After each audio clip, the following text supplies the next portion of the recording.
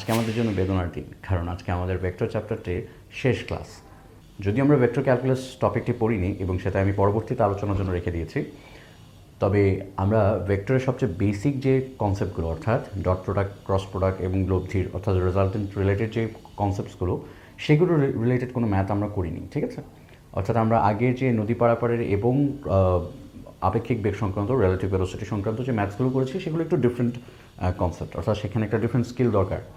But ভেক্টরের চ্যাপ্টারের সবচেয়ে বেসিক যে স্কিলস সেগুলো হচ্ছে আমার যে রেজাল্টেন্টসের formula and dot product, cross প্রোডাক্টের যে ফর্মুলা সেগুলো রিলেটেড যে ম্যাথসগুলো সেগুলো আমরা এখানে সলভ করার চেষ্টা করবো। সো আমরা যদি ফার্স্ট ম্যাথটার দিকে তাকাই, এখানে বলেছে 75 ডিগ্রি কোণে ক্রিয়ারত দুটি বলের লব্ধি 12 নিউটন এবং তা একটি বলের সাথে 45 ডিগ্রি কোণ উৎপন্ন করে, বল দুটির মান নির্ণয় করো। সো ফার্স্ট অফ অল আমরা ইনফরমেশনটা এখানে ড্র করি।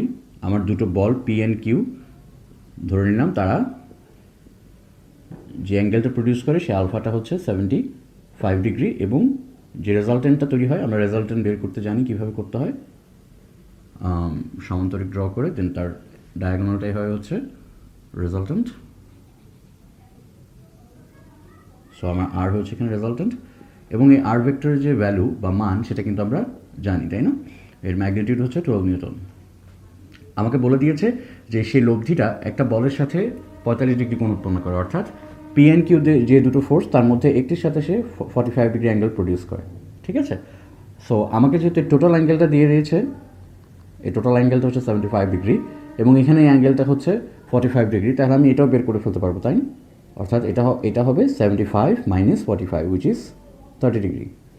সো দেখো আমরা একটা লব্ধিকে লব্ধির উপাংশ হিসেবে পি এন কিউকে বিবেচনা করতে পারি না? আমরা পড়েছিলাম যে উপাংশে কীভাবে বিভাজিত করতে হয় যে কোনো দুটি দিকে।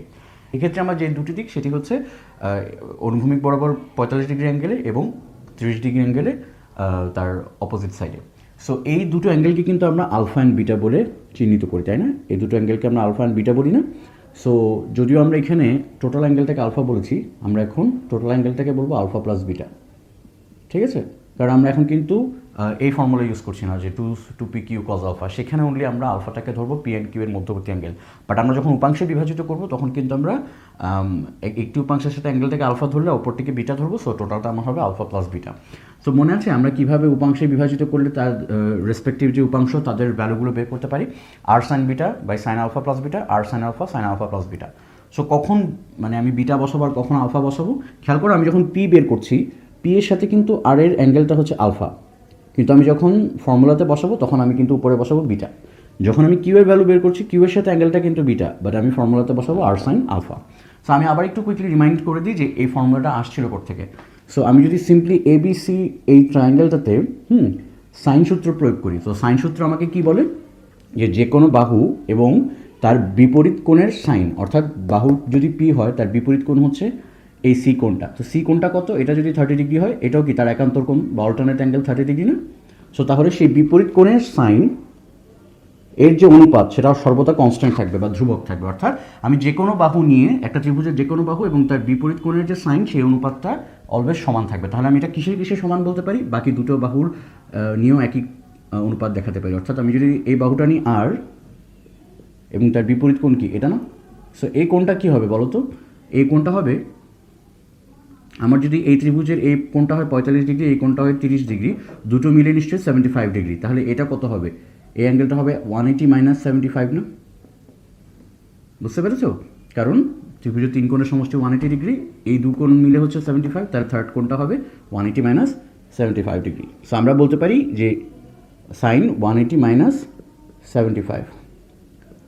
আচ্ছা, আর বাকি কি বাহুটা আছে? এই বাহুটা। তো এই বাহুটার মান কি আমরা জানি? আমাকে তো দেয়া নেই, এটা বলে দিয়েছে পি, এটা বলে দিয়েছে আর, তাহলে এই বাহুটার মান কী হবে? ওয়েল আমরা যেহেতু জানি এই বাহুটা কিউ, তাহলে এই বাহুটা অবশ্যই কিউ। বাই দিস টাইম তোমাদের এটা খুব ভালোভাবেই জানার কথা, তাই না? এটা যদি কিউ ভেক্টর হয় তাহলে এটার মান কী হবে? Just simple Q. So Q divided by Q এর এই বাহুটার অপোজিট কোনটা? 45, তাই না?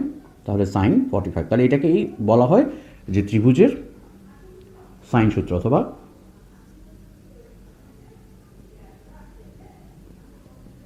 Sign rule of a triangle, ঠিক আছে? এখন দেখো এই P by sine 30 equals to R by sine 180 minus 75 equal to Q by sine 45, এই ইকুয়েশনটা ইউজ করে আমরা আননোন ভ্যালু পি অ্যান্ড কিউটা বের করে ফেলতে পারি কীভাবে, কারণ এখানে আমাদের একটা নোন ভ্যালু কিন্তু জানা আছে আর ইকুয়ালস টু 12, তাই না? সো এই অনুপাতটা নিয়ে আমি পি এর ভ্যালু বের করতে পারবো এবং এই অনুপাতটা নিয়ে আমি কিউ এর ভ্যালু বের করতে পারবো, কারণ বাকিগুলো তো আমার সব জানা আছে। বাই দ্য ওয়ে, এখানে কিন্তু এই পার্টটাকে আমরা কি লিখতে পারি, 180 মানে 75-এর বদলে সিম্পলি সাইন 75 লিখতে পারি, কারণ আমরা ট্রিগোনোমেট্রি থেকে শিখেছি সাইন 180 মাইনাস 75 মানে হচ্ছে, যেহেতু এটা হচ্ছে 90 ইন্টু 2, সো 90 ডিগ্রির জোড় গুণিতক বা ইভেন মাল্টিপল, দ্যাটস ওয়াই এটাকে আমরা পরবর্তীতে সাইন 75 লিখে দিতে পারি, মানে সাইনটা সাইনই থেকে যাবে এবং এই অ্যাকিউট অ্যাঙ্গেল বা সূক্ষ্মকোণটা বসে যাবে। অ্যান্ড এখানে সাইনটা কী হবে সেটা ডিপেন্ড করছে অ্যাঙ্গেলটা অ্যাকচুয়ালি কোথায়। 180 মাইনাস 75 মানে কত, 105 ডিগ্রি বা 105 ডিগ্রি না, সেটা কোথায়, এখানে না, সেকেন্ড কোয়াড্রেন্টে না, অর্থাৎ 180 মাইনাস 75 তো এখানেই হবে, তাই না? সো এখানে কিন্তু সাইন পজিটিভ, সো সাইন যেহেতু পজিটিভ এখানেও সাইনের আগে প্লাস চিহ্নই থাকবে। সো সাইন 180 মাইনাস 75কে কিন্তু আমরা লিখতে পারি P by sine 30 equals to R by sine 75, তাই না? সো যেহেতু এটা লিখতে পারি, সো আলটিমেটলি এই সাইন 75টা কিন্তু অ্যাকচুয়ালি কি, আমার 75 মানে আলফা প্লাস বিটা ডিগ্রি না, আলফা প্লাস বিটা না। সো দেখো আমরা কিন্তু লিখতে পারি যে পি বাই 30 মানে কি বিটা না, P by sine beta R by sine alpha plus beta, তাই না? সো দেখো যখন আমি পি এর ভ্যালু বের করছি তখন কিন্তু আমার এখানে বিটাটা থাকছে, তাই না? পি এর ভ্যালু যখন বের করছি তখন আমার কিন্তু পি এর সাথে যে অ্যাঙ্গেলটা আলফা সেটা থাকছে না, বরং বিটা থাকছে কিউ এর সাথে যে অ্যাঙ্গেলটা। সো আলটিমেটলি আমি যখন এখান থেকে পি এর ভ্যালুটা বের করতে যাব তখন ন্যাচারালি আমার কী হবে, উপরে সাইন বিটা থাকবে, এই বিটাটা এখানে চলে আসবে, তাই না? Sine alpha plus beta. So তাহলে আমরা এখানে সিম্পলি ভ্যালুগুলো যদি বসিয়ে দিই, আর এর ভ্যালু 12, বিটার ভ্যালু আমরা জানি সাইন 30, আর আলফা প্লাস বিটার ভ্যালু জানি সাইন 75। সো এখান থেকে আমরা ইজিলি ভ্যালুটা বের করে ফেলতে পারবো, ঠিক আছে? সেমভাবে আমরা যদি এখন এখানে কিউ এর ভ্যালুটা বের করতে চাই, আমি সিম্পলি আর এর সাথে সাইন আলফা অ্যাঙ্গেল ইউজ করবো আর নিচেরটা সিম থাকবে। সো কিউ এর ভ্যালু হবে sine alpha which is 45 degree, আচ্ছা আর তো থাকবেই সাইন 75 ডিগ্রি। সো এখানেও আমরা জাস্ট রেসপেক্টিভলি ভ্যালুগুলো বসিয়ে সাইন 45 আর সাইন 75 ক্যালকুলেটার থেকে বের করে ফেলে কিউ এর ভ্যালুটাও জেনে ফেলতে পারবো, তাই না? সো বল দুটির মান যেহেতু বের করতে বলেছে, আমরা কিন্তু এক্স্যাক্টলি বল দুটির মানই বের করেছি। কেন এই ফর্মুলা কেন ইউজ করছি, কারণ এই বল দুটি কি অ্যাকচুয়ালি আর এর উপাংশ না, তাই না? আমরা যেহেতু বলছি যে পি অ্যান্ড কিউ এর লব্ধি হচ্ছে আর, তার মানে অবশ্যই আর এর উপাংশ হচ্ছে পি অ্যান্ড কিউ। সো আমরা এই উপাংশের ফর্মুলা থেকে সরাসরি তাদের ভ্যালুটা বের করে ফেলতে পারি, ঠিক আছে? আমার নেক্সট কোয়েশ্চনটা বলছে একটি রোলার টানা বা ঠেলার জন্য অনুভূমিকের সাথে 30 ডিগ্রি কোণে 20 নিউটন বল প্রয়োগ করা হলো, অর্থাৎ হরাইজন্টালের সাথে 30 ডিগ্রি অ্যাঙ্গেলে 20 নিউটন ফোর্স অ্যাপ্লাই করা হলো একটা রোলারকে পুশ করার জন্য অথবা পুল করার জন্য। বলেছে টানার সময় ওজন ঠেলা অপেক্ষা কত কম হবে। আমি যখন পুল করব তখন আমি পুশ করা থেকে কত লেস ওয়েট ফিল করব। খেয়াল করে দেখো, এই যে রোলারটা তার কি ম্যাস ফিক্স না, অর্থাৎ তার ভর কি একটা নির্দিষ্ট মান না, তার মানে তার ওজনও অলওয়েজ একটা নির্দিষ্ট মানই হবে, অর্থাৎ সে ভূপৃষ্ঠের যে টান সেটা একই ফিল করবে। বাট দ্য পয়েন্ট ইজ, এমন যদি হয় যে তার ওজন যেদিকে কাজ করছে সেদিকে যদি আরেকটা বল চলে আসে, তাহলে সেটার জন্য আমরা তার ওজনকে কম বেশি ফিল করতে পারি। কারণ আলটিমেটলি আমরা যখন কোনো বস্তুকে মানে লিফট করতে চাই তখন আমরা কোন বলের এগেনস্টে বল প্রয়োগ করি, সেটা হচ্ছে যে তার নিচের দিকে যে খাড়া নিচের দিকে যে বলটা প্রযুক্ত হচ্ছে তার উপর, তাই না? তো সেটাকে আমরা ওজন বলি। তো এখন যদি খাড়া নিচের দিকে ওজনের সাথে সাথে অন্য একটা বলও প্রযুক্ত হয়, তখন সেই এক্সট্রা বলটাকেও সহ আমাদেরকে লিফট করতে হবে না, সেই এক্সট্রা বলের এগেনস্টেও আমাদেরকে বল দিয়ে তাকে ওঠাতে হবে না। তো তখন আমরা তার ওজনটাকে কিন্তু ভারী ফিল করব, ঠিক আছে? তো এই ক্ষেত্রে আমরা আসলে বলছি না যে তার ওজন কম বেশি হয়ে যায়, আমরা বোঝাতে চাচ্ছি যে আমি মানে ওই ওজনের ডিরেকশনে অন্য কোনো বল কি ফিল করবো নাকি করবো না, ঠিক আছে? অর্থাৎ টানার থেকে ঠেলা কেন বেশি কঠিন হবে আমার জন্য। তো আমি আগে কনসেপ্টটা বলে দিই কেন টানাটা ইজিয়ার ঠেলার থেকে, ঠিক আছে? তো দেখো, যখন ধরো আমি বলছি যে এটা হচ্ছে আমি ঠেলার সময় আর এটা হচ্ছে টানার সময়। সো আমি যখন রোলারকে ঠেলবো তার মানে আমি এইদিকে বল প্রয়োগ করবো, তাই না? সো এই দিকে আমার এফ বলটা যাবে, ঠিক আছে? আমি এখন এটা একটু ক্যান্সেল করে দিচ্ছি। ধরো এটা হচ্ছে আমার এফ বল, আমি এটা একটু এই দিক বরাবর দেখাই। ধরো এটা আমার এফ বল, ঠিক আছে? ধরো এটা আমার রোলারটা অ্যান্ড এটা আমার এফ বল। তো দেখো, যেহেতু এফ বলটা আমার এই ডিরেকশনে কাজ করছে, তো আমি তার দুটো লম্ব উপাংশ যদি দেখাই, একটা হচ্ছে এই বরাবর অ্যান্ড একটা হবে এই বরাবর, তাই না? আমাকে বলেছি কি অনুভূমিকের সাথে 30 ডিগ্রি অ্যাঙ্গেলে। সো অনুভূমিক তো এটা হরাইজন্টাল ডিরেকশন, সো অনুভূমিকের সাথে 30 ডিগ্রি অ্যাঙ্গেলে টানা বা ঠেলা দুটোই করছে সে।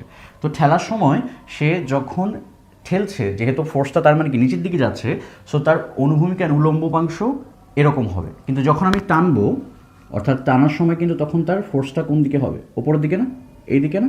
অর্থাৎ আমি তখন পুশ করছি না, আমি তখন পুল করছি। সো আমি এই দিকে পাবো ফোর্সটা, এবং সেটাও কি অনুভূমিকের সাথে 30 ডিগ্রি অ্যাঙ্গেলে।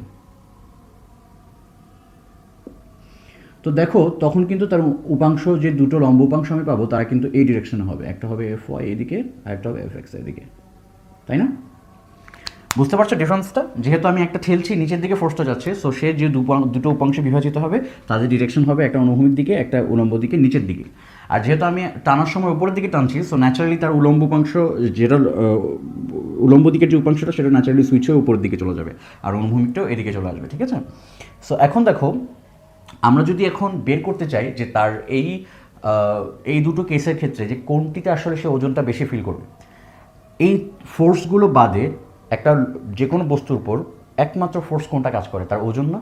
সো ওজন তার মানে অলরেডি এই রোলারের ওজন যেটা, সেটা অলরেডি তার মানে এখানে ডাব্লিউ কাজ করছিলই, তাই না?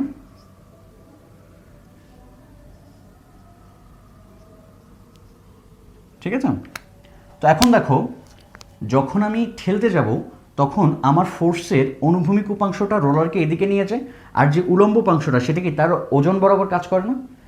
তাহলে খেয়াল করে দেখো, যেহেতু তার ওজন বরাবর একটা এক্সট্রা ফোর্স চলে এসেছে এফ ওয়াই, অর্থাৎ আমি যদি এখন বলি যে খেলার সময় তার অ্যাকচুয়ালি খাড়া নিচের দিকে টোটাল বলটা কত, সেটা কি আমি বলবো না ডাব্লিউ প্লাস এফ ওয়াই?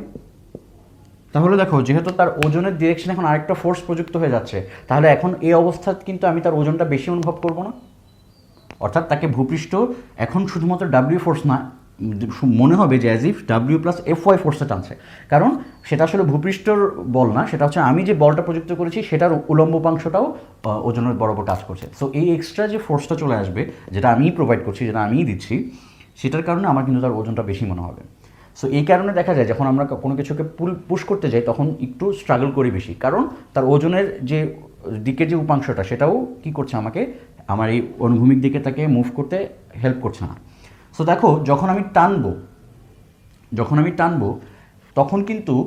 তখনও কিন্তু তার ওজন ঠিকই নিচের দিকে কাজ করছিল, বাট এখন কিন্তু আমার বলের উলম্ব উপাংশটা কিন্তু ওজনের দিকে না, বরং ওজনের বিপরীত দিকে, তাই না? সো যেহেতু ওজনের বিপরীত দিকে এখন কাজ করছে আমার উলম্ব উপাংশটা, সো এই কারণে কিন্তু আমরা ওজনের যে প্রভাবটা, সেটাকে কিন্তু নিষ্ক্রিয় করে দিতে পারবো। একদম হুবহু যে মানে বরাবর যে আমার ওজনের ঠিক বিপরীত দিকে একই মানের বল হবে তা কিন্তু না। অর্থাৎ আমার ওজন হতে পারে 20 নিউটন অ্যান্ড আমার এফ ওয়াই হতে পারে 10 নিউটন, বাট যতই হোক আলটিমেটলি আমার ওজনের কিছু অংশ তো এই বিপরীত দিকের বলটা দ্বারা নিষ্ক্রিয় হয়ে যাবে, তাই না? তো আলটিমেটলি আমি কিন্তু ওজনটা কম ফিল করব। এখানে কি হচ্ছে, ওজনের সাথে সাথে আরও একটা বল ওজনের দিকে যাচ্ছে, সো ওজনটা আরও ভারী মনে হচ্ছে। আর এখানে কিন্তু তখন ওজনের ঠিক বিপরীত দিকে বলটা, আমার যে বলটা, তার উলম্ব উপাংশটা ওজনের বিপরীত দিকে প্রযুক্ত হওয়ার কারণে ওজন যতটুকুই হোক না কেন, অর্থাৎ ভূপৃষ্ঠটাকে যে 20 নিউটন বল নিচের দিকে টানছিল, এই 10 নিউটন বলটা সেই 20 নিউটনের অর্ধেকটা কাভার করে ফেলবে। অর্থাৎ আমার ওজন তখন 20 নিউটন থেকে 10 নিউটন কম মনে হবে, কারণ তখন নিচের দিকে আমি যদি বের করি যে এই দুইটার লব্ধি কত, তাহলে মনে আছে বিপরীত দিকে প্রযুক্ত দুটো ভেক্টরের লব্ধি আমরা বের করতাম বড়টা থেকে ছোটোটা মাইনাস করে। তো ধরলাম যে এখানে ডাব্লিউটা যেহেতু বড়, সো আমার লব্ধিটা হবে কি ডাব্লিউ মাইনাস এফ ওয়াই না? তাহলে দেখো আমার কিন্তু এখন লব্ধি 10 নিউটন, অবশ্যই যেহেতু ডাব্লিউটা বড়, সো ডাব্লিউর দিকে। সো ওজন কিন্তু ঠিকই আমার মানে যেহেতু আমার ওজনটা যেহেতু বড়, সো লব্ধিটা ওজনের দিকে কাজ করছে, বাট স্টিল সেটা কিন্তু আগের ওজনের থেকে কম। অর্থাৎ আমার কিন্তু এখন এই রোলারটাকে হালকা মনে হবে, তার ওজন কিন্তু এখানে কিন্তু বেড়ে গিয়েছিল, ডাব্লিউ যা ছিল তার সাথে আরও এফ ওয়াই একটা অ্যাড হয়েছিল, আর এখানে হচ্ছে এফ ওয়াইটা মাইনাস হয়ে গেছে। তো তুমি নিজেই দেখতে পাচ্ছ যে ডাব্লিউ যেহেতু সেম, অ্যান্ড আমার প্রযুক্ত এফ বলটাও যেহেতু সেম, তার মানে তার এফ ওয়াই উপাংশটাও সেম থাকবে। কিন্তু যখন আমি এটাকে নিচের দিকে প্রযুক্ত করছি, অর্থাৎ যখন আমি ঠেলছি, তখন এফ ওয়াইটা প্লাস হয়ে যাচ্ছে ডাব্লিউ এর সাথে, আর আমি যখন টানছি তখন এফ ওয়াইটা কিন্তু মাইনাস হয়ে যাচ্ছে। সো যেটা প্লাস হবে সেটা তো নিশ্চয়ই আমাকে হেভিয়ার মনে হবে, তাই না? আর যখন মাইনাস হবে তখন আমার সেটা লাইটার বা হালকা মনে হবে তখন ওই বস্তুটাকে। তো এটা হচ্ছে মেইনলি কনসেপ্ট, যে কেন আমার কোনো একটা বস্তুকে, বা মানে কোনো একটা বস্তু না, মানে রোলারকে কেন আমার ঠেলার থেকে টানা সহজ, অর্থাৎ পুশ করার থেকে পুল করা সহজ। কারণ যখন আমি পুল করছি, তখন আমার পুলিং ফোর্সের যে উলম্ব উপাংশটা, সেটা কিন্তু আমার ওয়েটকে নিউট্রালাইজ করে দিচ্ছে, অর্থাৎ ওয়েটের একটা অংশ সে বাদ দিয়ে দিচ্ছে। সো আমরা যদি পার্টিকুলার ম্যাথে দেখি, আমাকে বলেছে কি যে টানার সময় ওজন ঠেলা অপেক্ষা কত কম হবে, অর্থাৎ আমাকে এখানে যে ভ্যালুটা দিয়েছে সেটা হলো যে অনুভূমিকের সাথে 30 ডিগ্রি কোণে 20 নিউটন বল প্রয়োগ করা হলো, অর্থাৎ আমাকে এখানে এফ দিয়ে দিয়েছে, যে এফ ভ্যালুটা যেটা আমি প্রযুক্ত করছিলাম সেটা 20 নিউটন অ্যান্ড অনুভূমিকের সাথে 30 ডিগ্রি অ্যাঙ্গেলে। তাহলে আমি এফ এক্স বলতে পারি না, আমরা যেহেতু জানি যার সাথে অ্যাঙ্গেল দেওয়া থাকে সেই উপাংশটা হয় কস থিটা, তাই না? এফ কস থিটা না, বা এফ কস 30 না, আর আমার উলম্ব উপাংশটা হবে এফ সাইন 30, তাই না? সো আমাকে যেটা এখানে জাস্ট ওজন নিয়ে বলেছে, তার মানে আমি জাস্ট উলম্ব উপাংশটা কম্পেয়ার করলেই হচ্ছে, অর্থাৎ আমি দেখব যে যখন আমি ঠেলছি তখন আমার উলম্ব দিকে বা ওজনের ডিরেকশনে আমার টোটাল ফোর্সটা কত, ডাব্লিউ প্লাস এফ সাইন 30 না, বা এফ ওয়াই আর কি, ঠিক আছে? সো আমার ডাব্লিউ জানি না, সো আমার এটা প্রয়োজনও নেই, কারণ আমার ডাব্লিউ দুদিকেই সেম থাকছে। সো আমি জাস্ট দেখবো যে এক্সট্রা যে পার্টটা সেটা এখানে হচ্ছে এফ সাইন 30, অর্থাৎ 20 ইন্টু হাফ সাইন 30, যেটা হাফ, অর্থাৎ ডাব্লিউ প্লাস 10। সো তার মানে আমার ওজনের সাথে আরও এক্সট্রা 10 নিউটন বল ওজনের ডিরেকশনে কাজ করছে যখন আমি ঠেলছি। বাট যখন আমি টানছি, সো টানার ক্ষেত্রে আমার কিন্তু কী হচ্ছে, এই উলম্ব উপাংশটা অনেক নিউট্রালাইজ হয়ে যাচ্ছে। কেন? কারণ আমার টান তখন লব্ধিটা হবে ডাব্লিউ মাইনাস এফ ওয়াই। হ্যাঁ, সো আমার ডাব্লিউ থেকে, ডাব্লিউ যেহেতু আমি জানি না, এখানে এফ ওয়াইটা কী হবে দেখো, সেম না, F sine 30। So same F sine 30 এখানে আমার উলম্ব উপাংশ, বাট মেইন ডিফারেন্স হচ্ছে এখানে আমার একটা প্লাস হচ্ছে, অর্থাৎ ডাব্লিউ ডিরেকশনে যাচ্ছে, আর এখানে কিন্তু এটা আমার মাইনাস হচ্ছে, অর্থাৎ ডাব্লিউকে নিউট্রালাইজ করে দিচ্ছে, অর্থাৎ অপোজিট ডিরেকশনে। সো আমি এখানে 10 নিউটনকে মাইনাস করবো। সো এই সেম 10 নিউটন অ্যাড হচ্ছে যখন আমি ঠেলছি, আর মাইনাস হয়ে যাচ্ছে যখন আমি টানছি। সো দেখো তখন কিন্তু আমার স্বাভাবিকভাবেই মানে ঠেলার সময় কি আমি এখানে ঠেলতে চাচ্ছি না, অর্থাৎ এফ এক্স ডিরেকশনে নিতে চাচ্ছি না, টানার সময় কি আমি এফ এক্স ডিরেকশনে টানতে চাচ্ছি না। সো যেহেতু আমি যখন ঠেলছি তখন আমার এফ ওয়াইটা অনেক বেশি, অর্থাৎ মানে টোটাল উলম্ব উপাংশটা অনেক বেশি, সো আমার ন্যাচারালি ঠেলতে একটু কষ্ট হবে, কারণ আমার এইদিকে ফোর্সটা ডমিনেন্ট হবে। কিন্তু আমি যখন টানতে চাচ্ছি তখন আমার কিন্তু এই দিকে ফোর্সটা, অর্থাৎ উলম্ব দিকে ফোর্সটা কিন্তু নিউট্রালাইজ হয়ে গেছে, কারণ আমার ফোর্সের এই উপাংশটা, এফ ওয়াই উপাংশটা আমার ডাব্লিউকে ক্যান্সেল আউট করে দিচ্ছে, ঠিক আছে, যতটা সম্ভব ক্যান্সেল আউট করে দিচ্ছে। সো সেই কারণে আমার এফেক্সটা তখন ডমিনেট, অর্থাৎ আমার টানাটা তখন সহজ হবে, ঠিক আছে। আমার নেক্সট অঙ্কটা বলেছে একটা ভেক্টর দিয়ে দিয়েছে এবং বলেছে সেটা এক্স ওয়াই জেড অক্ষের সাথে কত কোণ উৎপন্ন করে, ঠিক আছে। সাপোজ আমার এই ভেক্টরটাকে আমরা আপাতত জেড এক্সিসের যে ইউনিটটা সেটা বাদ দিয়ে দিচ্ছি এই কারণে, কারণ আমার এই বোর্ডের মধ্যে জেড এক্সিসটা দেখানো ডিফিকাল্ট। সো আমরা যদি এক্স ওয়াইটা বুঝি, আমরা জেডটা খুব ইজিলি করতে পারবো। সো আপাতত ধরো 3k প্লাস 3k পার্টটা নয়, জাস্ট 6i মাইনাস 2 যে আছে। তো 6i মাইনাস 2 যে ভেক্টরটা কোন দিকে হবে বলো তো?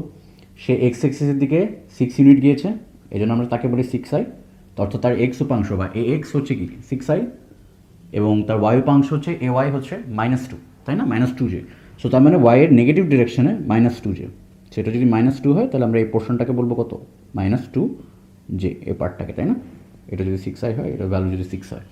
সো দেখো তাহলে এই দুটো মিলে তাহলে আমরা যদি একটা সামান্তরিক ড্র করি, তার মানে এই লব্ধিটাই আমার কি অ্যাকচুয়াল ভেক্টরটা হবে, তাই না। সেটা কিন্তু খুব ইজিলি বের করা পসিবল। সো দেখো তাহলে আমার অ্যাকচুয়াল ভেক্টরটা হচ্ছে এটা, যেটা হচ্ছে আমরা এ ভেক্টর বলছি, ঠিক আছে। আমরা থার্ড উপাংশটা যেহেতু দেখাচ্ছি না আপাতত, এই ভেক্টরটাই হচ্ছে আমার এ ভেক্টর।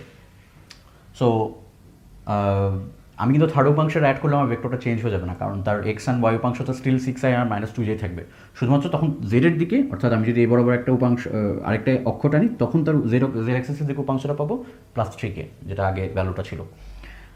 তো এখন আমাকে বলেছে এক্স অ্যাক্সিসের সাথে তার অ্যাঙ্গেলটা কত, অর্থাৎ ধরো এটা থিটা এক্সটা কত। তো থিটা এক্সটা বের করার জন্য আমরা এখানে খুব সিম্পল একটা জিওমেট্রি অ্যাপ্লাই করবো, সেটা হচ্ছে কি যে আমরা এখান থেকে লম্ব টানবো।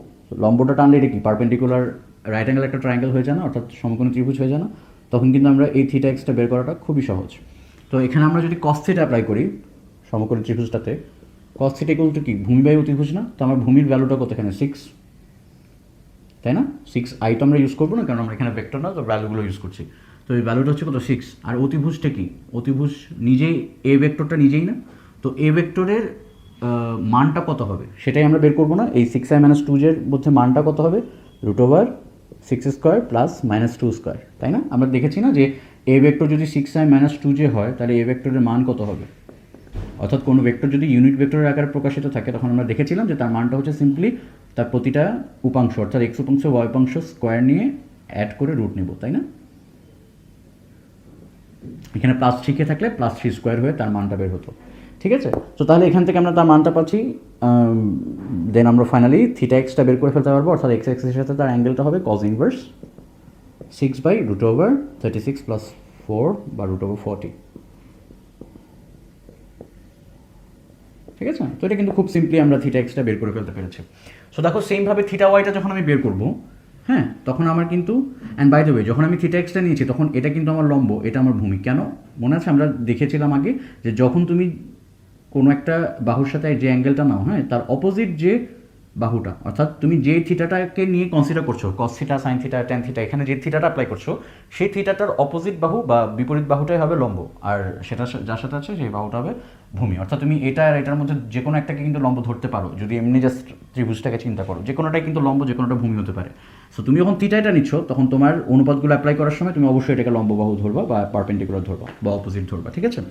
সো সেই হিসেবে কিন্তু আমরা থিটা এক্সটা পেয়ে গিয়েছি। সেমভাবে যখন আমি থিটা ওয়াইটা বের করবো তখন আমি এই বরাবর লম্ব টানবো, এটা আমার থিটা ওয়াই, আমার এটা যদি এখন লম্ব হয়, যেহেতু আমার অ্যাঙ্গেল যেটা তার অপোজিট বাহুটা লম্ব, তাহলে আমি কিন্তু এখন ইজিলি কস থিটা ওয়াই বের করতে পারি কীভাবে, এখানে আমার ভূমি এখন তার মানে এটা, তাই না। তো ভূমি যদি এটা হয়, ভূমি কত, -2 না, ঠিক আছে। আমার ভূমির ভ্যালুটা হচ্ছে -2 আর অতিভুজ তো সেম থাকছে, সেটা হচ্ছে কত, √40। সো সেমভাবে আমি এখান থেকেও থিটা ওয়াই পেয়ে গিয়েছি কজ ইনভার্স -2/√40। সো দেখো এভাবে কিন্তু থিটা জেডটাও তুমি ইজিলি বের করে ফেলতে পারবা। সো থিটা জেডটা আমি বের করার জন্য এখানে কি ছিল, এটা +3k ছিল না, তো +3k মানে কি, সে জেড এক্সিসের তার উপাংশটা ছিল 3। সো তুমি সেমভাবে কিন্তু সেখানেও কস থিটা যদি অ্যাপ্লাই করতে, কস থিটা জেড, সেটা আসতো কি 3/√40 তার হতো না, কারণ তখন এর মানটা কিন্তু চেঞ্জ হয়ে যেত। সো এখানে যখন +3k এসেছে, সো তখন এখানে +3 স্কোয়ারও আসতো না, তো তখন সেটা হতো √36 + 40 + 9, অর্থাৎ √4 + 9 অর্থাৎ √49 অর্থাৎ 7।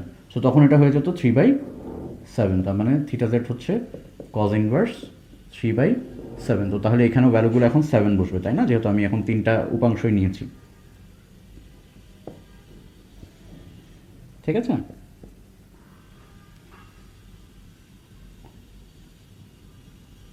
সো দেখো আমরা কিন্তু একটা ভেক্টরের তার এক্সিসের সাথে অ্যাঙ্গেলগুলো খুব সিম্পল জিওমেট্রি দিয়েই বের করে ফেলতে পেরেছি, এখানে কিন্তু কমপ্লিকেটেড কিছু নেই, আশা করি বুঝতে পেরেছো।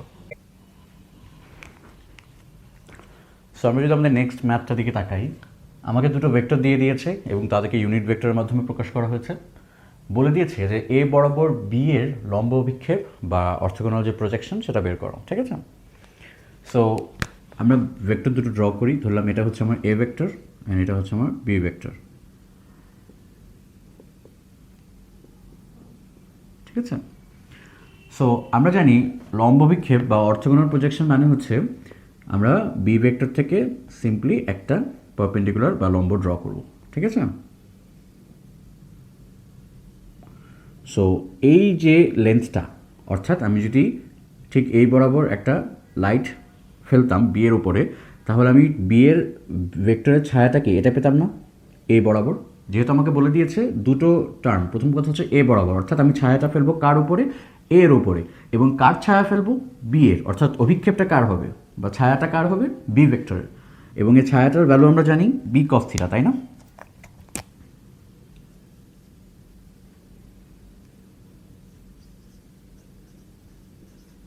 অর্থাৎ আমার যদি এ অ্যান্ড বি ভেক্টরের মধ্যবর্তী অ্যাঙ্গেল যেটা, সেটা যদি থিটা হয়, তাহলে আমার বি ভেক্টরের অভিক্ষেপ কত হবে, বি কস থিটা।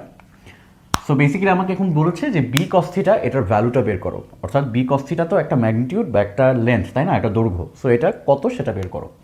সো আমরা এই বি কস থিটা এই টার্মটা আমরা কোথায় পড়েছি, কোন ফর্মুলাতে আমরা পড়েছি, এ কস থিটা বা বি কস থিটাটা আমরা কোথায় পড়েছি, অনলি ডট প্রোডাক্টে, তাই না। কারণ আমরা যে ক্রস প্রোডাক্ট সেখানে আমরা সাইন থিটার সাথে ডিল করি, আমরা সেখানে কস থিটা কিন্তু ইউজ করি না টোটালি। সো যেহেতু আমরা বুঝতে পেরেছি যে বি কস থিটাটা এসেছে এ ডট বি এই ফর্মুলা থেকে, সো আমরা সিম্পলি এখন কি করব, যেহেতু আমার এ ভেক্টর আর বি ভেক্টর দেয়া আছে, সো আমি তাদের ডট প্রোডাক্ট বের করব, ঠিক আছে। সো আমার এ ডট বি কী হবে, সো এ ডট বি হবে, আমরা জানি যে ডট প্রোডাক্টের ক্ষেত্রে কী হয়, যেহেতু এটা একটা স্কেলার প্রোডাক্ট, অর্থাৎ এখান থেকে আমরা একটা কোয়ান্টিটি, স্কেলার কোয়ান্টিটি পাবো, কোনো ভেক্টর রাশি পাবো না। সো আমরা সিম্পলি কী করি, তাদের উপাংশগুলো, রেসপেক্টিভ উপাংশগুলো, অর্থাৎ এক্সের সাথে এক্স উপাংশ মাল্টিপ্লাই করে দিই। সো 3 × 1 প্লাস এখানে কত, এটা -1, এখানে -4, so -1 into -4 plus +3 into +2, so 3 into 2, so এটা কত হবে 3, আর এটা যেহেতু মাইনাস প্লাস হয়ে যাবে 3 + 4 + 6 উইচ ইজ 13, ঠিক আছে। সো এ ডট বি হচ্ছে 13, আর আমরা জানি এ ডট বি অ্যাকচুয়ালি কি, এ বি cos থিটা না। সো আমার এই এ ডট বিটা বের করার রিজনই ছিল যে যেহেতু A dot B equal to A B cos theta, এখান থেকে কিন্তু আমি বি cos থিটার ভ্যালুটা পেয়ে যাব, অর্থাৎ আমার বি cos থিটা সমান কি হবে, A dot B divided by A না, অর্থাৎ এ অ্যান্ড বি ভেক্টরের ডট প্রোডাক্টের যে ভ্যালুটা ডিভাইডেড বাই এ এর ভেক্টরের যে মানটা সেটা, অর্থাৎ এ ভেক্টর যদি এটা হয় তার মান কি হবে, তার অনলি ভেক্টর যে এক্সপ্রেশন সেখান থেকে আমরা যে মানটা পাই সেটা না, অর্থাৎ এ ভেক্টর যদি হয় 3i - j + 3k, তাহলে এ এর মান বা ম্যাগনিটিউড কি হবে, √3² প্লাস -1² প্লাস 3², এটা আমরা দেখেছি তাই না। সো √9 + 1 + 9 which is √19, তাহলে আমরা ইজিলি ভ্যালুগুলো এখানে বসিয়ে দিতে পারি না। এ ডট বি হচ্ছে আমার 13, আর এর ভ্যালু হচ্ছে, এ ভেক্টরের ভ্যালু হচ্ছে √19, সো which means যে আমার B cos theta equals to 13 divided by √19। So B cos theta কি, বি cos থিটা হচ্ছে এর বরাবর বা এর ডিরেকশনে বি এর যে শ্যাডো বা লম্ব অভিক্ষেপটা, ঠিক আছে। সো আমরা খেয়াল রাখবো যে আমাকে কার বরাবর কার লম্ব অভিক্ষেপ জানতে চাচ্ছে, কারণ এটার উপর কিন্তু ডিপেন্ড করে আমার ভ্যালুটা সুইচ হয়ে যাবে। অর্থাৎ আমাকে যদি এখানে সিম্পলি এখানে ভেক্টরের পজিশনটা চেঞ্জ করে দিত, আমাকে যদি বলতো যে এ বরাবর বি বরাবর এর লম্ব অভিক্ষেপ বের করো, তাহলে আমি ছায়াটা কার ফেলবো, এর ছায়া ফেলবো কার বরাবর, বি এর বরাবর। তার মানে আমি বি এর ঠিক এইদিকে, হ্যাঁ মানে বি এর ঠিক প্যারালালি যদি আমি একটা লাইট ফেলতাম, অর্থাৎ আমি যার উপর ছায়া ফেলি তার প্যারালালি একটা লাইট বাল্ব প্রজেক্ট করি, তাই না। সো ধরো আমি যদি ঠিক এই বরাবর একটা লাইট বাল্ব দিতাম, তাহলে দেখো এখানে কি হতো, এইখান থেকে লাইটটা এসে প্রতিটা পয়েন্টের কি ছায়া ফেলতো না, এখানে এভাবে ফেলে ফেলে ঠিক লাস্ট যে পয়েন্টটা ছায়া ফেলতো সেখান থেকে আমি টোটাল এই এ ভেক্টরের ছায়াটা পেতাম, তাই না। এ ভেক্টরের শ্যাডোটা পেতাম কার বরাবর, এ ভেক্টরের ছায়াটা কার বরাবর পেয়েছি, বি এর বরাবর। বাট তখন কিন্তু আমার এই যে লেন্সটা, হ্যাঁ সেই লেন্সটা কিন্তু বি cos থিটা হতো না, সেটা হয়ে যেত এ cos থিটা, তাই না। তো আমি যেহেতু এর উপাংশ বের করছি, তাহলে অবভিয়াসলি আমার বি এর সাথে বি বরাবর যেহেতু উপাংশটা বের করছি, সো বি এর ডিরেকশনে যেহেতু থিটা অ্যাঙ্গেল দেওয়া আছে, সো আমার সেই উপাংশটা হয়ে যাবে এ cos থিটা, তাই না। আমরা অলওয়েজ দেখেছি না যে কোনো ভেক্টরের তুমি যার সাথে অ্যাঙ্গেল থিটা দেওয়া থাকবে সে বরাবর যদি উপাংশ বের করো, তাহলে অলওয়েজ এটা যদি হয় এক্স, তাহলে এটা হবে x cos থিটা, তাই না। সো তাহলে এটা যদি হয় এ, তাহলে বি এর ডিরেকশনে যেহেতু থিটা অ্যাঙ্গেল আছে, সো এই উপাংশটা হবে বা এই ছায়াটা হবে, এই লম্ব অভিক্ষেপটা হবে এ cos থিটা, ঠিক আছে। সো যদি আমাকে এ cos থিটা বের করতে পারে, তখন কি আমি A dot B equals to যে এ বি cos থিটা, সেখান থেকে কি আমি বি cos থিটা বের করতে চাইবো নাকি এ cos থিটাটা বের করতে চাইবো? অবশ্যই আমি এ cos থিটাটা বের করতে চাইবো, কারণ আমি এটাকে লিখতে পারি না যে এ cos থিটা ইন্টু বি, তাই না, একই কথাই কিন্তু, তাই না। এখানে সবই যেহেতু ভ্যালু, সো আমি কি অর্ডারে লিখছি এটা ম্যাটার করছে না। সো এ cos থিটা পার্টটা বের করতে গেলে তখন আমার জাস্ট ডিফারেন্সটা কী হবে, আমার এ ডট বি তো থাকবেই, বাট আমার নিচে ডিভাইডেড বাই হবে বি দিয়ে, অর্থাৎ বি এর ভ্যালু দিয়ে আমি ডিভাইড করবো। সো তখন কিন্তু আমার ভ্যালুটা ডিফারেন্ট আসবে। সো আমাকে কিন্তু খেয়াল রাখতে হবে আমি কার বরাবর কার অভিক্ষেপ বের করছি। সো আমি কিন্তু যখন বলবো বি বরাবর, সো আমি কি করব, ছায়াটা নিব কার বরাবর, বি বরাবর, কিন্তু কার ছায়া নেব, এর। আমাকে ছায়া বলতে লম্ব অভিক্ষেপ বোঝায়, তাই না। সো আমি শ্যাডোটা নিব বা উপাংশটা নিব, একই কথা, কম্পোনেন্ট নেওয়া বা ছায়া নেওয়া বা অভিক্ষেপ নেওয়া একই কথা। সো আমি যদি বলে এর লম্ব অভিক্ষেপ নাও, তাহলে আমি এ ভেক্টরের শেষ বিন্দুটা থেকে আমি একটা পারপেন্ডিকুলার বা একটা লম্ব টানবো কার বরাবর, বি বরাবর, ঠিক আছে। এখানে লিখে দেওয়া আছে বি বরাবর অভিক্ষেপ বের করতে হবে। সো আশা করি বুঝতে পেরেছো যে কোনো অর্ডারে যদি তোমাকে লম্ব অভিক্ষেপ বের করতে বলে, তাহলে জাস্ট ঠিকমতো বুঝে নিয়ে যে কার বরাবর কার লম্ব অভিক্ষেপ, সেই অনুসারে তুমি A dot B to A B cos theta থেকে হয় এ cos থিটা অথবা বি cos থিটা বের করে ফেলতে পারবে, ঠিক আছে। এখন দেখো এই দুটো ভেক্টর দিয়েই আমি কয়েকটা ডিফারেন্ট টাইপসের ম্যাথস দেখিয়ে দিতে পারি। সো আমি আলাদা আলাদা করে কেন ম্যাথসগুলো দেখাচ্ছি না, কারণ they are really not that difficult that আমার আলাদা করে দেখাতে হবে। সো আমি যদি খুব সিম্পলি একটার পর একটা দেখিয়ে যাই, আই হোপ বুঝতে কোনো সমস্যা হবে না। এই দুটো ভেক্টরকে নিয়ে যদি এখন বলে যে দেখাও যে তারা কি পরস্পর লম্ব নাকি, অর্থাৎ whether they are perpendicular to each other or not. So আমাকে যদি বলে যে তারা পরস্পর লম্ব কিনা, আমার ইমিডিয়েটলি মনে করতে হবে যে আমরা শিখেছি A dot B equals to 0 হলে তখন আমরা বলতে পারি A and B are perpendicular, অর্থাৎ এ বি পরস্পর লম্ব। কেন মনে আছে? কারণ আমরা জানি কি এ ডট বি হচ্ছে এ বি কস থিটা, তাই না? So A B cos theta হলে অনলি থিটার ভ্যালু যখন 90 হয় তখনই এটা 0 হয়ে যায়, তাই না? তো থিটার ভ্যালু 90 হওয়ার অর্থ কি এ অ্যান্ড বি তারা কি পারপেন্ডিকুলার না বা লম্ব না? সো থিটার ভ্যালু যখন 90 তখন এ বি কস থিটা 0, অর্থাৎ এ ডট বি 0। সো আমি যদি এ ডট বি 0 দেয়, আমি ইমিডিয়েটলি ইমপ্লাই করতে পারি যে এ অ্যান্ড বি হচ্ছে পরস্পর লম্ব, অথবা আমাকে যদি বলে দেয় যে এ অ্যান্ড বি পরস্পর লম্ব, তাহলে আমি বলতে পারি যে ভেক্টর দুটোর ডট প্রোডাক্ট অলওয়েজ 0 হবে। সো এই ক্ষেত্রে আমাকে যেহেতু বলেছে যে মানে তারা পরস্পর লম্ব নাকি সেটা বের করতে,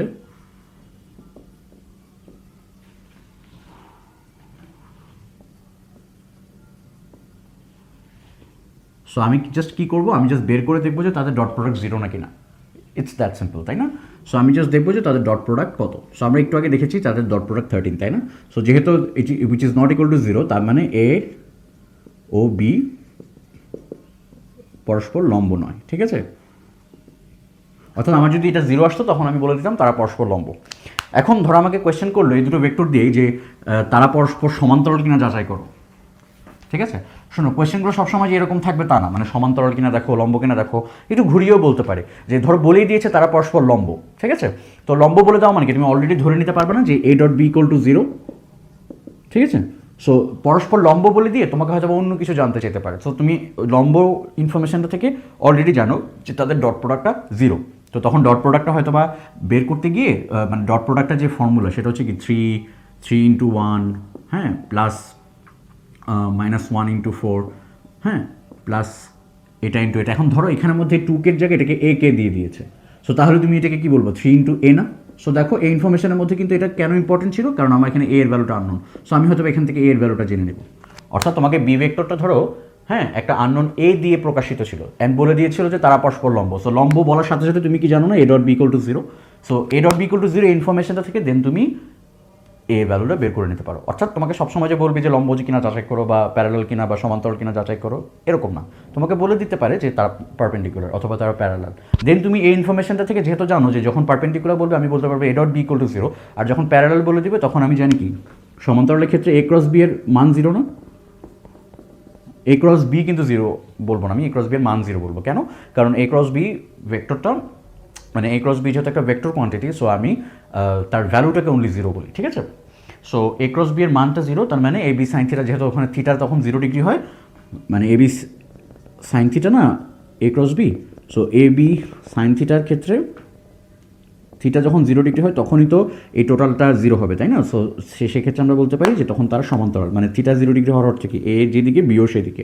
সো অর্থাৎ তোমাকে যদি প্যারালাল বলে দেয় তখন আমরা জানি কি এ ক্রস বি এর ভ্যালু 0। সো তখন তুমি এ ক্রস বি এর ভ্যালু 0 ধরেও তখন সেইভাবে এখান থেকে কোনো একটা আননোন বের করে ফেলতে পারো। সেটা আমরা একটু পরেই দেখছি। বাট এখন যেটা বলছিলাম যে সাপোজ এখানে আমাকে বলেছে যে তারা পরস্পর সমান্তরাল কিনা যাচাই করো, ঠিক আছে? এখন লম্ব না বলে বলেছে যে সমান্তরাল কিনা যাচাই করো। সো তুমি জাস্ট সিম্পলি কী করবা, তুমি জাস্ট সিম্পলি দেখবা যে তাদের ক্রস প্রোডাক্ট কি 0 নাকি, ঠিক আছে? মানে ক্রস প্রোডাক্টের ভ্যালু কি 0 নাকি। সো আমরা ক্রস প্রোডাক্ট আগে বের করি কীভাবে? আমরা তো সরাসরি ক্রস প্রোডাক্টের ভ্যালু এখান থেকে বের করতে পারি না, আগে আমরা ক্রস প্রোডাক্টটা বের করি। অর্থাৎ যে থার্ড যে অ্যারোটা, থার্ড যে ভেক্টরটা সি, সেটা আমরা আগে বের করি, তাই না? বের করে দেন সেটার পরবর্তীতে ম্যাগনিটিউড বের করি বা মান বের করি। সো সেটা কীভাবে বের করি আমরা? নির্ণায়কের মাধ্যমে। আই জে কে, নির্ণায়ক মানে হচ্ছে ডিটারমিনেন্ট। সো 3 -1, অর্থাৎ আমি এখানে এটা বসাচ্ছি +3, তারপর বিটা বসাবো 1 -4 2, তাই না? ঠিক আছে? তো এখানে আমরা এখন কীভাবে ডিটারমিনেন্টটা বের করবো? এটা হচ্ছে খুবই সিম্পল। তুমি যখন আই নিচ্ছ, হ্যাঁ, তখন তুমি আই এর কলাম অ্যান্ড আই এর যে রোটা সেটা বাদ দিয়ে এদের সাথে বজ্রগুণন বা ক্রস মাল্টিপ্লিকেশন করবে। কী করবে? -2, আর ফর্মুলার মাইনাস তো আছেই, অ্যান্ড এটা নিজেও মাইনাস হয়ে যায়, -12 হয়ে যায় না? তখন মাইনাসে মাইনাসে +12 মাইনাস জে। সো যখন জে নিচ্ছ, জে এর কলাম বাদ, জে এর রোটা বাদ, তখন মাল্টিপ্লাই হবে 3 × 2 - 3 × 1। সো 3 × 2 হচ্ছে 6 - 1, সরি 3। প্লাস কে, সো কে এর কলাম বাদ, কে এর রোটা বাদ, তখন মাল্টিপ্লাই হবে 3 টাইমস -4 উইচ ইজ -12 মাইনাস এটা -1 অলরেডি, সো +1 হয়ে যাবে। ঠিক আছে, তাহলে আমার ভেক্টরটা কি আসে 10i -3j প্লাস এটা যেহেতু -11, সো এটা মাইনাস হয়ে যাবে -11k। ঠিক আছে, সো এটা হচ্ছে আমার সি ভেক্টরটা, তাই না, অথবা a ক্রস বি ভেক্টরটা। সো আমার সি ভেক্টরটার মান বা a ক্রস বি ভেক্টরটার মান কত আসবে আমি এখন এটা থেকে বের করতে পারবো না। যে কোনো ভেক্টর যদি এভাবে প্রকাশিত থাকে আমি সরাসরি তার মানটা বের করতে পারি এভাবে, তাই না, তার উপাংশগুলো নিয়ে আমি স্কোয়ার করে দিলেই মানটা বের হয়ে যাবে। সো 100 + 9 + 11 স্কোয়ার হচ্ছে 121, সো 100 221 230, সো √230। সো ক্লিয়ারলি দেখা যাচ্ছে যে a ক্রস বি 0 না, তার মানে তারা পরস্পর সমান্তরাল না। ঠিক আছে, সো আমি এখন এই দুটো ভেক্টর নিয়েছি দেখে হয়তো আমি কোনো লম্ব ভেক্টরও পাচ্ছি না, সমান্তরাল ভেক্টরও পাচ্ছি না, বাট তোমাকে যে ভ্যালুগুলো দেওয়া থাকবে, মানে যে ভেক্টরের এক্সপ্রেশনটা দেওয়া থাকবে, মোস্টলি তারা লম্ব বা সমান্তরাল হলেই তোমাকে লম্ব বা সমান্তরাল রিলেটেড কোয়েশ্চেন করবে। সো তুমি হয়তো দেখবে যে এই ক্রস প্রোডাক্ট আসবে 0, তো ক্রস প্রোডাক্টের ভ্যালুটা যখন 0 আসবে তখন তুমি ইমিডিয়েটলি ইমপ্লাই করতে পারবে যে তারা পরস্পর সমান্তরাল বা they are parallel to each other. Hi, ভিডিওটা যদি ভালো লেগে থাকে ফার্স্ট অফ অল লাইক দিবে, সাবস্ক্রাইব করবে, অবশ্যই ফ্রেন্ডদের সাথে শেয়ার করবে। এই তিনটাই হলো তোমার ফার্স্ট হোমওয়ার্ক, আর বাকি যে হোমওয়ার্কগুলো আছে এটা যেন আমি আছি, দ্যাট উইল বি ফাইন। ওকে, চল।